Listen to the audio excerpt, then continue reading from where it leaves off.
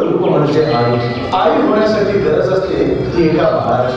हात पकडून दूर धावणार ते बाळ हात सोडून कधी शाळेत जातं ते आईलाही समजत नाही.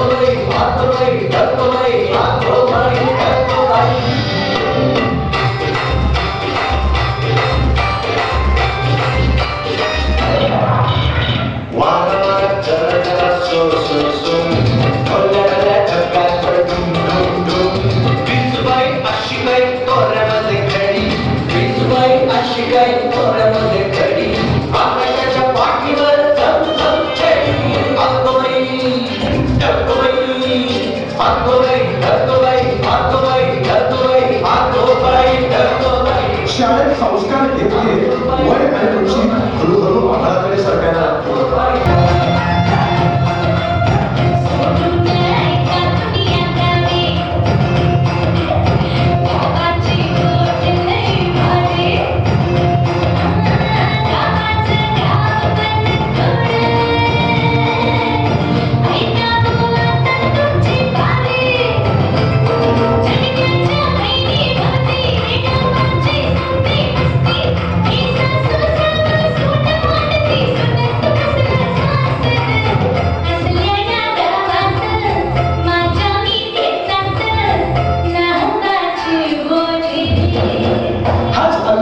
पुढे मोठा बदल घडवतो आणि त्यातूनच जाणीव होते आता आपण मोठे झालो याची.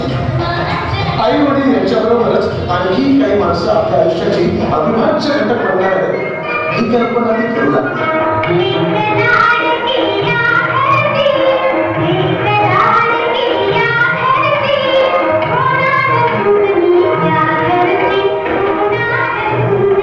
गावाबाहेरील ऐकू येणारे सगळ्यांचे मंजूर स्वर तिच्या कानावर पडतात. ते का हे तिला ठाऊक असूनही लाजेनं कावली बावली झाली ती तिला उगाचच आईला विचारावं असं वाटतं.